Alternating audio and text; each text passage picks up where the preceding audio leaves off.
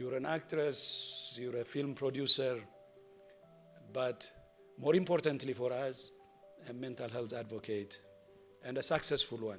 And you have done a lot. Thank you for that lovely introduction. And good afternoon, everybody. In the same way that I explained that I think us trying to, as a foundation, explain the difference between sadness and depression.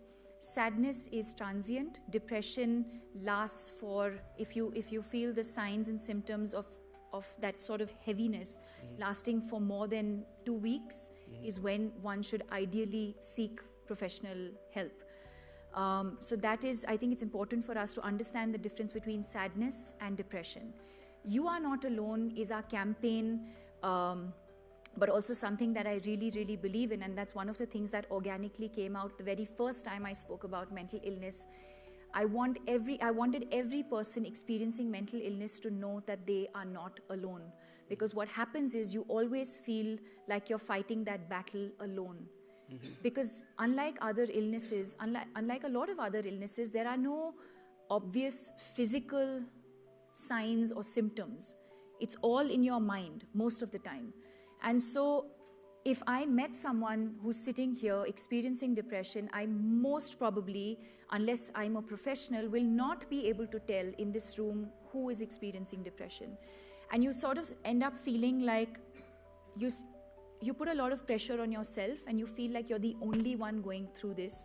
It comes with a lot of guilt. You start feeling like you're the only one experiencing this. You start feeling like, why is this happening to me? When the reality actually is that, and the statistics vary, 1 in 3, 1 in 4, 1 in 5 people experience depression once in their lifetime. So You Are Not Alone is to reach out to people, to reach out to the youth, to reach out to adolescents and tell them that they are not alone in this journey. But if there's one message that I really want to drive home is that there is hope. If there's one thing that sort of drove me every morning to wake up and fight the illness, is that I saw hope. I felt like, there were days that I wanted to give up, but I think somewhere it was hope every day that would push me to the next day. And I kept saying, okay, this is going to pass. This is going to pass. So, yeah. So why not, because of that, we ask one question. Either yourself, if you have experienced it, any mental health condition, a family, very close, or extended family, or friend, anyone who knows, starting from ourselves. Can you stand up? Wow. Anyone you know. Could be yourself, it could be a family, or it could be a friend. May take time to remember sometimes. But it's more than 50% of the house, actually majority. That's the magnitude of the problem. And I think to her argument, it makes And sorry, I didn't sense. stand up for myself. I stood up also for knowing people who... Yeah. So both of us stood. Nobody is immune. Nobody. We will know somebody close. And that's why with mental health conditions, nobody should be alone. Because we all experienced it, or we know someone close who experienced it. And that's why I say that it's heavy. What you're saying is, it really makes sense, but something that I also wanted to understand from you. Then maybe some issues about, if you can share with us about your foundation also. And not only the 2 campaigns, but I know you do more than that. Yes. Including training of. So can you tell us maybe about? So we set up the Live Laugh Laugh Foundation in 2015.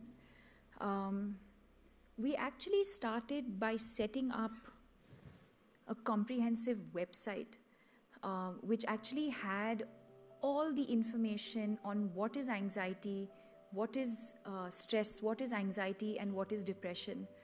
I'd say 2 of the key features that we have, or that we set out to achieve was a sort of database of professionals in the field of mental health, and that is something our country didn't have.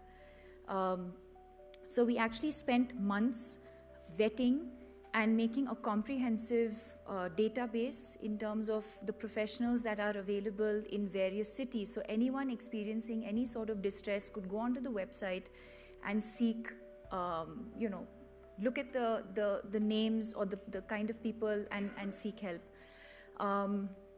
We also have tie-ups with various helplines.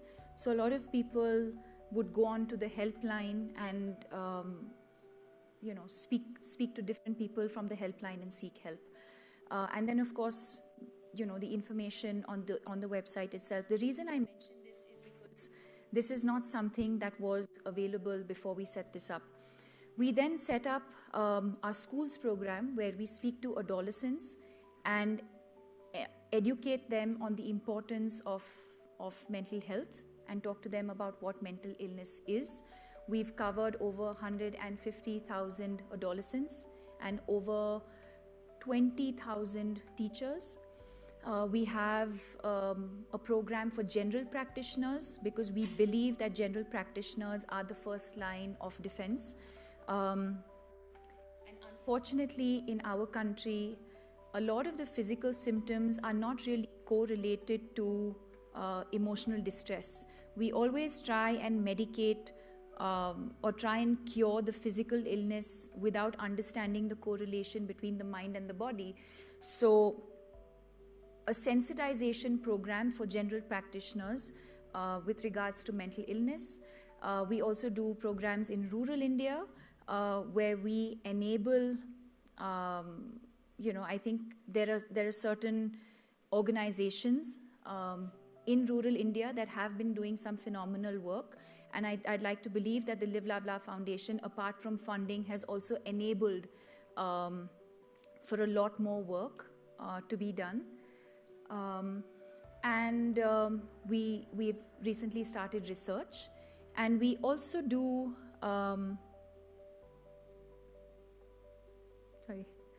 we also do research, and we just in September launched a lecture series, an annual lecture series, and we did that in September for the very first time, where we want to bring together people from different parts of the world who will help us shape the narrative with regards to mental health. Okay, so I will ask you also one advice. I hope you will continue to advise me. If you have just one advice for WHO, but we have just not even 2 minutes, under 2 minutes. I asked you to stand up and so on, so maybe I will reward you by giving you the opportunity to ask questions, maybe 2 people, lucky ones. 2 people. Okay, one here. So there is a man, so I will need, yes, please. All right. Good afternoon, everyone. Thank you for sharing, Deepika. My name is Naeem. I am a Lusaka Global Shaper from the Global Shapers community. I'm a medical doctor, psychiatrist registrar from Lusaka, Zambia. And as the Global Shapers community, we are a group of 20-somethings, and we are more than 10,000 people. There's more than 420 cities all over the world. And we've got a project called Mental Health in Inclusion and Equity. And we're literally doing exactly what you're doing for the past 5 years. That's what AIM is. So we really like to commend you, and congratulations on the Crystal Award. Mm-hmm. We're very, very excited for you and with you as a youth, the things that you're doing. Thank you. But then coming back to the points that you raised at the first, to say you had options. But many... I said one question. Yes, many people don't have options. Yes. You were lucky you have a privilege to actually get in touch with a psychologist in private, but many people don't have that. Yes. So what advice would you have for them? Because 1 in 40 seconds, as you know, and the second leading cause in 15 to 29-year-olds. So what advice would you have for those youth? Thank you. I actually would not in this situation have advice for them. I would actually say we have advice for us and for for people, for stakeholders, for people in a place of power and influence. I think it's important for us to ensure that we have accessible and affordable healthcare. A statistic out of India, for example, for approximately 1.5 billion people, we have only about 4,000 psychiatrists. That's something that we as a nation have to look at. That's some, and that's a statistic out of India. Less than, and on the higher side, less than 1% of a nation's health budget will be allocated to mental health. Less than, and 1% is really on the higher side.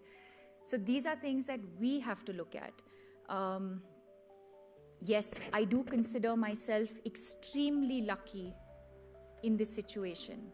Extremely lucky at so many levels. A, that I had my mother and someone so close to me who identified and recognized it. And the fact that it was so accessible and affordable. And I think it's important for all of us in this room to make that possible. And that's why I brought it up yesterday during the speech as well.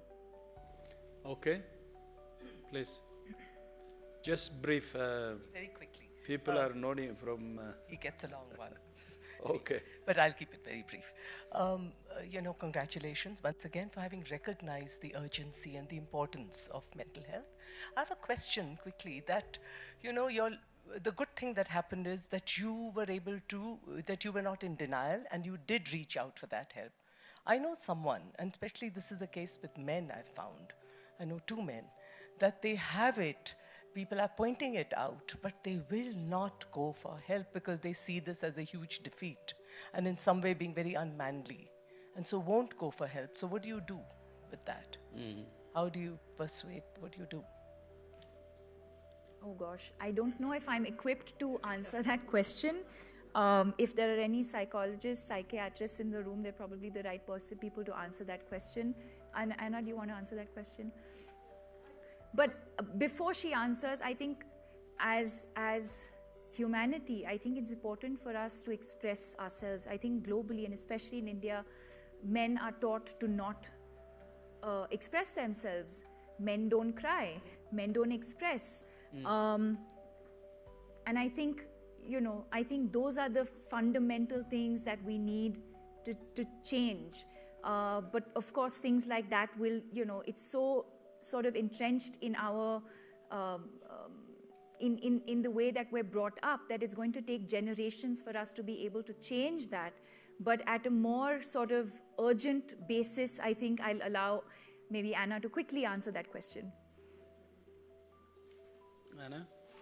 I think it's a process. The process has to be also culturally sensitive, because there are different attitudes and prejudices for the stigma associated with mental illness. So very often as therapists we engage with them continuously, because one of the most important things to remember, sometimes the person who's suffering lacks an awareness as to what is happening. So it's a process. Okay, thank you. So there is that one question from me. Which one? What advice for WHO? What advice for WHO? I would actually flip that on its head and say, what advice does the WHO have for the Live, Love, Laugh Foundation, and what more can we do together? Yeah. To address this gentleman's question over here. I will use this opportunity. You can help us with some funding, maybe.